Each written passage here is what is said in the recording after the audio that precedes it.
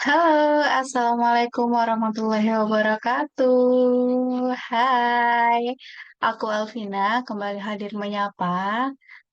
Kali ini aku mau membahas sesuatu yang berbeda dari sebelumnya. Kalau di video sebelumnya, di tugas pertama, aku tuh membahas tentang diriku dan perjalanan belajar public speaking. Tapi di video kali ini, insya Allah selama kurang lebih 20 menit ke depan, aku akan membahas tentang perjalanan trimester 4, sebuah perjalanan menjadi ibu baru.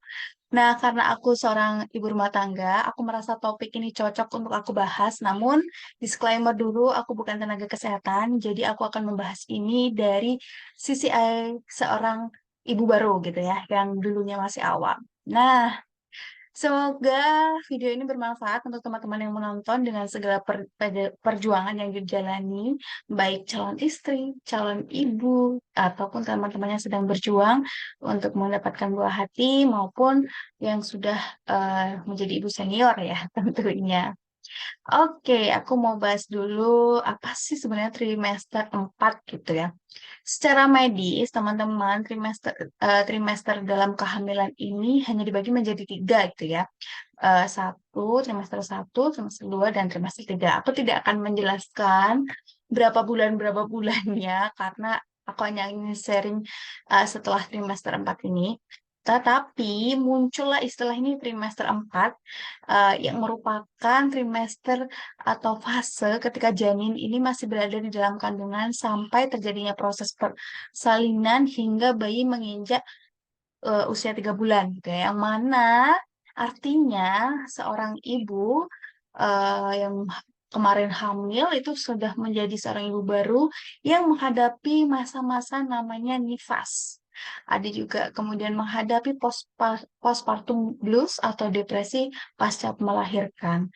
Dan ini biasanya adalah masa yang seringkali itu luput untuk diperhatikan gitu ya. Kenapa sih? Karena kebanyakan seorang ibu baru itu hanya terfokus atau mementingkan ketika proses hamil sampai persalinan gitu. Jadi yang enak nah pokoknya aku pengen cepetan trimester 3, setelah itu aku melahirkan udah habis itu alhamdulillah gitu anaknya udah lahir. Tapi ternyata setelah itu ada fase yang tidak boleh untuk di apa namanya ya diremehkan gitu ya teman-teman, harus dipersiapkan sebaik mungkin. Nah, kenapa aku membuat video ini? Karena aku ingin sekali teman-teman yang menonton video ini tuh mendapatkan informasi awal agar kalau kita bisa mempersiapkan diri lebih lebih awal gitu ya, lebih matang gitu. Karena jujur aku tahu masa-masa ini justru dari kelas-kelas yang aku ikuti, baik kelas online, webinar atau live IG atau aku baca artikel gitu. Dan juga bahkan dari orang terdekat aku tuh hampir tidak pernah gitu yang menginformasikan untuk mempersiapkan diri di masa ini gitu ya. Yang kebanyakan diceritakan itu atau diminta untuk dipersiapkan adalah memang ketika masa apa namanya hamil dan juga persalinan gitu. Apa namanya mungkin aku ya yang kurang kepo juga, tetapi memang begitulah di kondisi aku waktu itu. Mungkin bisa jadi dialami juga oleh beberapa teman-teman lainnya. Nah, aku mau cerita sedikit ya. Aku mau cerita sedikit tentang perjalanan eh, postpartum atau persalinanku. Jadi, aku melahirkan itu di tahun 2020, tepatnya bulan Desember, dan aku melahirkan di Trenggalek. Aku pulang kampung waktu itu dari Tangerang ke Trenggalek, dan aku berencana itu akan melahirkan di salah satu rumah sakit gitu ya, rumah sakit umum yang ada di sana. Tetapi kodarullah saat itu kasus COVID itu sedang tinggi-tingginya gitu ya. Sedang tinggi-tingginya terutama di daerah aku. Hampir satu di mendekati aku masa persalinan itu para nakes, nakesnya tuh banyak yang kena gitu ya. Apalagi terutama di bagian yang apa namanya setelah bagian anak sama bagian pokoknya yang apa namanya merawat bagian setelah persalinan gitu ya. Nah, akhirnya kita berdiskusi, aku berdiskusi sama suami dan keluarga, oke lah kita melahirkan aja di bidan yang dekat dengan rumah aku. Tapi tetap melalui prosedur, aku tes dulu, tes apa namanya dulu ya. Itu yang dicolok aku sudah CPR ya? Bukan, apa sih? Kenapa aku lupa ya? Pokoknya itulah tes untuk apa namanya, ngecek lagi sakit atau enggak. Dan alhamdulillah waktu itu enggak. Dan karena aku seorang ibu baru gitu ya, meskipun aku sudah belajar mempersiapkan diri, oh oke, nanti di persalinan itu tanda-tanda melahirkannya aku tuh ada seperti ini kok, nanti tenang aja. Ternyata setelah melewati sendiri, itu rasanya ilmu yang ini tuh kayak apa namanya, bukan nguap ya, jadi kayak ketika menjalani itu jadi apa namanya, panik gitu. Padahal udah diajari gitu, kita udah belajar, kita udah mempersiapkan diri, udah baca-baca, udah yakin gitu lah, saya Bismillah gitu. Ternyata ketika fase tiba masanya itu aku sedikit panik gitu jujur. Nah, karena kenapa sih paniknya? Jadi aku waktu itu mudah mulai keluar flek kecoklatan itu di tanggal 1 Desember. Gitu. Padahal aku melahirkannya itu tanggal 5. Jadi selama 4 hari itu aku mengalami masa kontraksi yang apa namanya, mulai dari yang sedang, yang ringan banget sampai sedang, dan sampai yang agak berat gitu ya, yang kerasa banget sakitnya. Jadi selama 4 hari itu, nah, tahu kan teman-teman, ketika aku selama 4 hari itu aku takut banget gitu ya, mau mau mohon maaf ya, buang air besar karena aku takut salah ngeden gitu. Jadi itu kayak nggak tahu kenapa pikiran aku malah justru jarang makan gitu ya. Bukan jarang ya, porsinya tuh aku sedikit, jadi cuma lebih sedikit gitu. Padahal di masa persalinan itu kan kita butuh banget tenaga gitu ya. Kita butuh tenaga untuk apa namanya, melewati proses panjang itu gitu. Entah kenapa aku justru hanya mengkonsumsi, ya makan makan tetap, tapi kebanyakan hanya mengkonsumsi jus, gitu, roti, gitu-gitulah. Terus sampai akhirnya singkat cerita gitu ya, aku baru pembukaan apa namanya, waktu tanggal 3 gitu, itu aku masih pembukaan 1 gitu, 3 malam, tanggal 3 malam itu masih pembukaan 1. Kemudian aku cek lagi karena kontraksi besoknya itu kontraksinya makin sering, ternyata masih 1,5 gitu. Lama banget ya ampun. Jadi selama semalaman itu aku merasakan kontraksi gitu. Apalagi di posisi saat itu ibu aku sedang kena COVID. Sebenarnya bukan kena COVID sih. Sorry sorry. Jadi apa namanya, ibu ibu aku kan bertenaga kesehatan. Beliau baru berinteraksi dengan apa namanya, salah satu pasien yang COVID gitu ya. Otomatis kalau dulu kan kalau interaksi aja itu udah langsung apa namanya, meskipun sudah dites dan hasilnya belum keluar kan tetap harus isolasi gitu ya. Jadi ibu gua isolasi mandiri di rumah saudara aku yang di beda desa gitu ya. Namanya seorang ibu kan pasti panik ya, anaknya udah masuk masa kontraksi, beliaunya sedang karantina mandiri, jadi bingung gitu. Di rumah hanya ada saya, eh, ayah saya, kemudian sama adik dan juga kakak saya waktu itu. Nah, akhirnya apa namanya? Tiap jam dicek, aku juga pemantau lewat aplikasi gitu. Dan kebetulan kan bedanya adalah teman aku, jadi dikira aku laporan segala macam. Dicek itu tetap tanggal 4 malam itu masih di pembukaan 2 gitu ya. Oh, itu lama banget pokoknya proses berjalannya. Barulah esokan harinya aku cek lagi jam 11 siang itu udah di pembukaan 4. Nah, setelah itu aku diminta untuk bersiap-siap. Jam 1 diminta untuk ke rumah bidannya gitu. Ibu bidan. Jadi sebenarnya ini bidannya itu teman aku, tapi yang punya praktekan itu ibunya gitu. Jadi dia membantu ibunya, cuman yang pegang full aku adalah teman aku ini. Sangat berjasa, dia sangat berjasa pokoknya untuk aku saat itu. Nah, teman-teman, singkatnya apakah setelah itu proses pembukaannya cepat? Tentu tidak. Aku baru datang apa namanya, di jam 1 itu pembukaan aku masih tetap di 5 gitu ya. Kalau nggak salah bukan tetap sih, maksudnya udah naik tapi masih 5. Terus kemudian mengalami masa kontraksi. Nah, di sini nih aku tuh merasa sebuah kesalahan aku kali ya. Harusnya aku tetap bergerak gitu, tetap apa aku bawa gym bag kayak atau bergerak gitu. Mungkin karena aku sendiri panik dan keluarga juga agak panik, jadinya tuh nggak udah disuruh tiduran aja gitu. Padahal aku masih kuat secara fisik. Mungkin maksudnya biar nggak capek gitu ya. Nah, terus apalagi aku seperti yang udah aku bilang, aku tidak berani untuk makan banyak atau makan berat yang berlebih. Maksudnya makan yang dalam porsi banyak gitu ya, karena aku takut kebelet pup dan habis itu salah ngeden gitu. Nggak tahu ya kenapa pikiran itu tuh ada gitu ya. Kalau ditelusuri lagi, diingat-ingat lagi itu. Terus setelah itu baru jam 3 jam 3 sore apa jam 3:30 gitu ya, habis asar tepatnya ke teman aku pecah piok gitu, dan aku panik. Itu pertama kalinya aku panik karena apa namanya, dia benar-benar yang kayak ngerti balon meletus teman-teman, itu benar-benar langsung kayak dor gitu ya, dor, dia bersuara gitu. Nah, aku tidak memprediksi itu gitu. Aku kira ya udah ketupan pecah, ya udah rembes gitu, ternyata ada suaranya di aku. Aku lagi panik dan setelah dicek udah bukan 7 gitu. Masih lama. Nah, karena udah pecah ketuban, ini memang nggak boleh untuk turun-turun dari ini ya, apa namanya, kasur. Dan itu aku ditanya, kamu lapar nggak, sama teman aku yang beda. Terus aku memang nggak merasa lapar gitu. Ayo kamu butuh tenaga nanti gitu katanya. Terus aku dibuatin jus, dikasih roti biar biar bertenaga gitu. Karena kalau nggak nafsu loh untuk makan gitu. Inilah kesalahan yang mungkin nanti ke depannya ketika di kehamilan selanjutnya harus aku perbaiki gitu.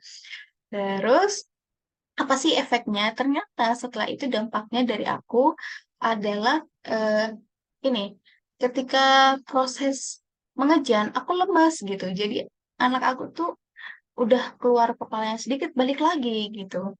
Terus sampai akhirnya bisa keluar itu dari 4 kan udah pecah ketuban jam 4, baru bisa lahir tuh eh, hampir setelah maghrib, pokoknya jam 7, hampir tuh jam 7 kurang menuju isya tuh. Nah, itu adalah sekilas menit. Nah, setelah itu aku baru tahu gitu ya. Bukan baru tahu sih, maksudnya baru mengalami. Ternyata ada banyak perubahan nih yang aku rasakan baik secara fisik, psikis, emosional maupun sosial. Nah, pertama secara fisik nih, aku tuh tidak merasa tidak nyaman gitu ya akibat jahitan pasca melahirkan. Lalu yang perut tuh kan karena dia habis hamil, yang dari awalnya apa namanya, eh, melendung gitu ya. Tiba-tiba dia kayak hampa gitu dan kayak, temen tahu jelly, nah itu rasanya perut itu kayak bergelambir seperti jelly, dan itu kayak kayak mau copot gitu loh rasanya. Jadi memang kenapa harus pakai korset itu kayaknya memang itu salah satu alasannya. Kemudian belum lagi stretch mark, yang lecet karena belajar pelekatan, badan yang rasanya capek banget.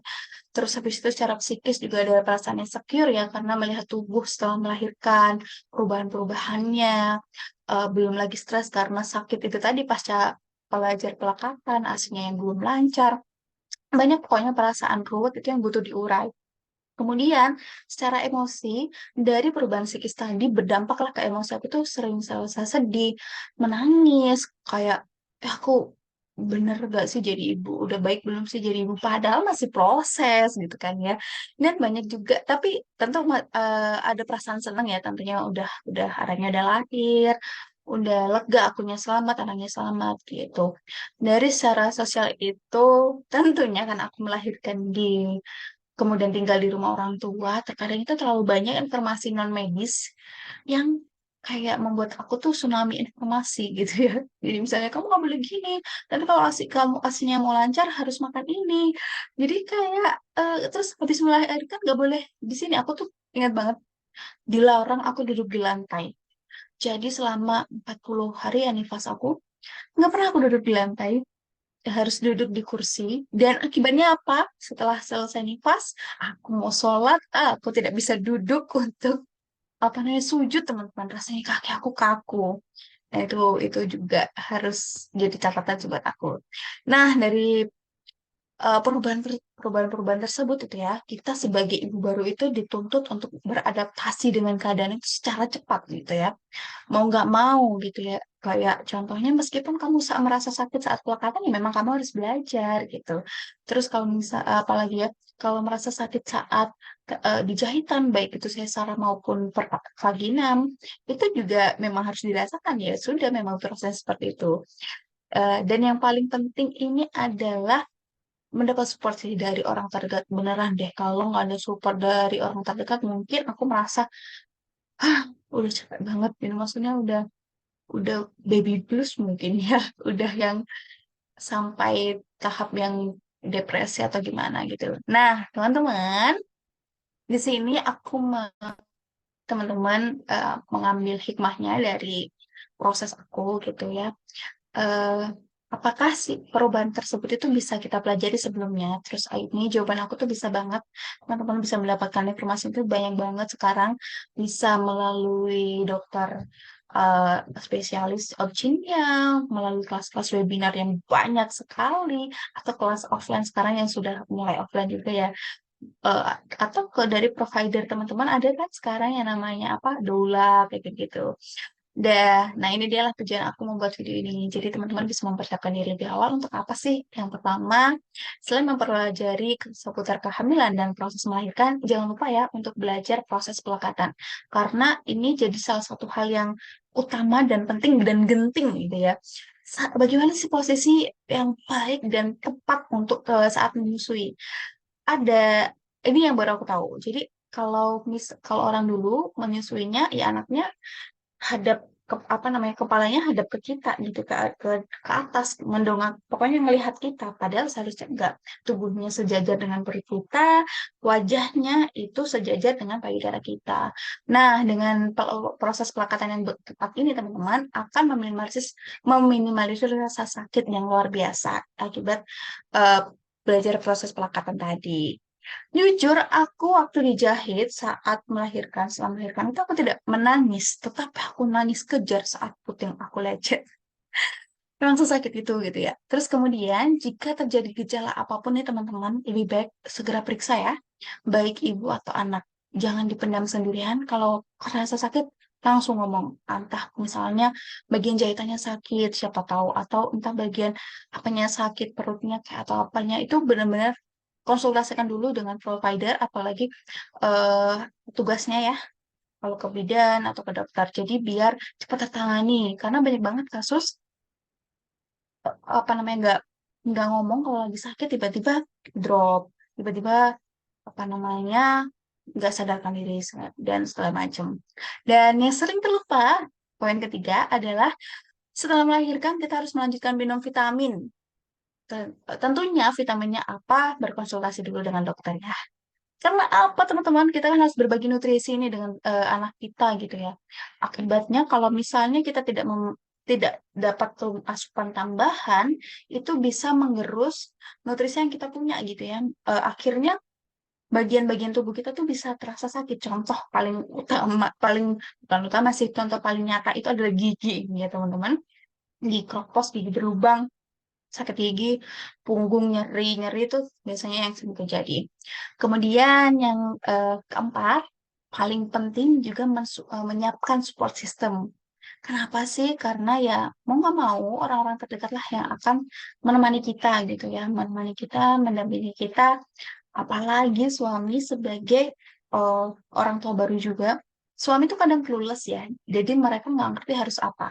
Ayo, tuntun aja kamu, aku minta gini dong, atau ajak belajar bareng, ajak setiap bertemu dengan dokter atau tenaga medis atau apa ajak dan ajak berdiskusi sehingga suami juga tahu apa sih yang harus mereka lakukan sebagai suami baru gitu ya. Suami baru, sebagai bapak baru gitu ya. Misal untuk pijat oksitosin atau memenuhi apa namanya menjaga istrinya agar tidak emosi berlebihan segala macam. Pokoknya apa namanya mempersiapkan support system ini penting banget. Kemudian filterlah informasi-informasi yang teman-teman terima. Kalau perlu jauhkan dari hal-hal yang men-trigger emosi secara berlebihan. Misalnya omongan tetangga atau teman-teman lihat berita yang bikin teman-teman tuh stres atau terlalu banyak atau lihat postingan temen yang misalnya aslinya lagi seret, terus lihat postingan temen yang aslinya lancar banget, terus jadi insecure kayak gitu-gitu ya. Pokoknya filter baik-baik. Kalau perlu gunakan gadget itu seperlunya aja. Misalnya memang untuk memperoleh informasi seputar pelekatan, carilah yang tidak oversharing dan benar-benar tidak membuat kalian itu overwhelmed gitu ya. Kemudian melanjutkan yang nomor 6 ya, melanjutkan mengkonsumsi makanan yang bernutrisi. Nah, dengan kata lain, dari sejak hamil, dari trimester pertama, makanan kita itu sebagai seorang ibu yang hamil memang harus makanan yang bergizi ya teman-teman. Kemudian nomor 7, jika butuh bantuan, misalnya aku mau me time sejenak, aku mau ambil jeda dong, capek banget, mau istirahat, mau ini, mau itu, mau makan dulu dengan tenang, gak apa-apa. Segera ungkapkan, cari bantuan dari orang-orang terdekat. Semoga dimudahkan ya kalau yang di poin ini. Karena setiap anggota keluarga itu pasti beda-beda ya. Kemudian yang kedelapan yang paling utama, jangan ragu jika butuh bantuan secara eh, orang yang profesional gitu ya. Misalnya eh, ketika mengasihi kok kurang pas, nggak apa-apa cari dokter operasi. Kenapa kok aku sering marah-marah? Nggak apa-apa cari informasi psikolog atau ahli yang bisa membantu kita sehingga perasaan-perasaan yang harus kita urai yang tidak perlu, perasaan-perasaan yang seharusnya tidak perlu ada di masa ini itu bisa dieliminasi sehingga menjalani masa trimester 4 ini bisa kita jalani dengan bahagia. Kemudian apa namanya, meski teman-teman sadar dengan emosi teman-teman gitu ya. Maksudnya maksudnya sadar dengan emosi teman-teman tuh gimana sih? Jadi ketika teman-teman merasa sedih, ya teman-teman sedih. Tapi memang pada tahap sewajarnya. Kalau teman pengen nangis, nangis. Teman-teman pengen senang, ya senang. Maksud aku, tidak, emosi seorang ibu baru itu benar-benar campur gitu, teman. Kadang dia merasa ketika di satu saat, di saat tertentu dia merasa senang sekali melihat anaknya. Di saat satu detik lain itu dia merasa ya ampun, karena perubahan yang luar biasa dari dirinya, dia juga merasa lelah yang luar biasa gitu. Jadi seorang ibu baru butuh banget dibantu untuk menguraikan segala emosinya. Nah, itu dia pembahasan aku di topik tugas kali ini. Tugas pertama akan ada video selanjutnya 2 hari lagi. Semoga teman-teman tetap yang nonton aku subscribe aku. Iya, mari kita berteman di baik di dunia yang nyata ataupun di dunia maya. Terima kasih banyak. Semoga ada informasi baik yang bisa teman-teman serap dari video ini. Sampai jumpa di video selanjutnya. Mohon maaf ya kalau ada kesalahan. Assalamualaikum warahmatullahi wabarakatuh.